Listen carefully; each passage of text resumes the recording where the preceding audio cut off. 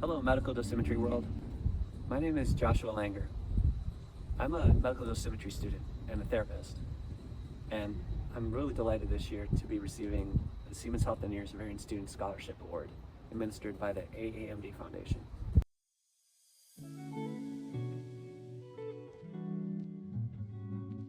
Well, first let's define real-time adaptive RT. This is a treatment technique where on-the-fly adjustments are made to the treatment plan and beams during treatment as it unfolds in response to target motion.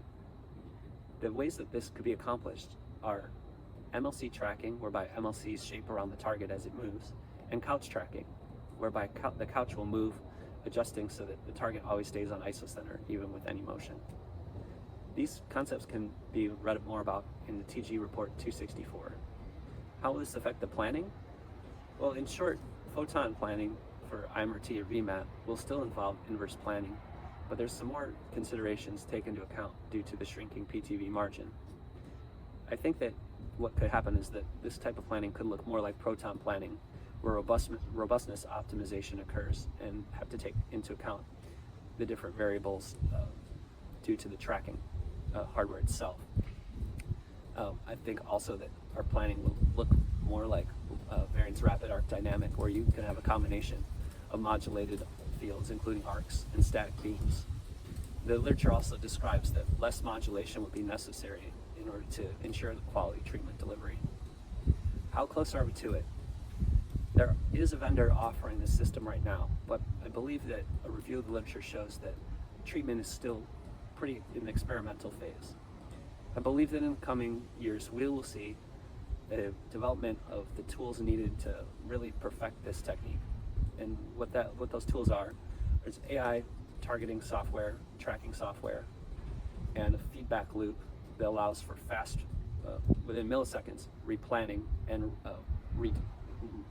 repeating the instructions to the machine in order to accomplish the objective, which is to move the MLCs to match the target. The report also describes that a lot of new QA tools will need to be developed. So I believe that, considering that there's not evidence from clinical trials that this method is superior to the current standard of care, I believe it'll be a while before we really see this very commonly administered. Though I think for sure it's going to be something to watch in the future.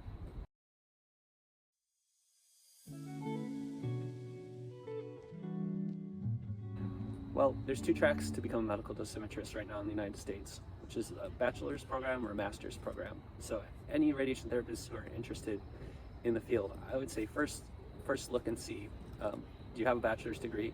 In that case, I would look at one of the master's programs. If not, then you'd probably want to consider looking at one of the bachelor's degree programs. Once you've narrowed down the potential programs, I would recommend contacting the school and explaining your situation and just finding out exactly what it would take for you to get into the program. So what do radiation therapists bring to the table? I'm going to kind of narrow this into three categories: that our eyes, our ears, and our heart. So radiation therapists have eyes for the treatment, and this could be, for instance, the fusions that we do every day in IGRT. Those kind of skills come in very handy as a medical dosimetrist.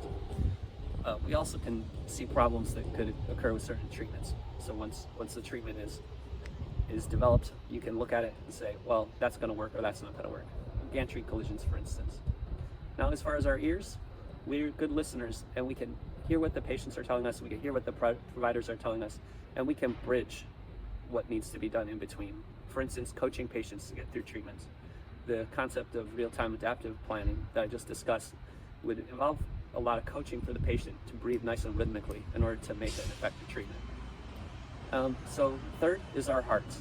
So we know our patients, and I think bringing that experience to the medical dosimetry planning process just constantly reminds us that these are real people leading real lives, and that anything that we can do to optimize that plan to make their lives better, I think that we have that in our hearts, and that's an important part of being a medical dosimetrist.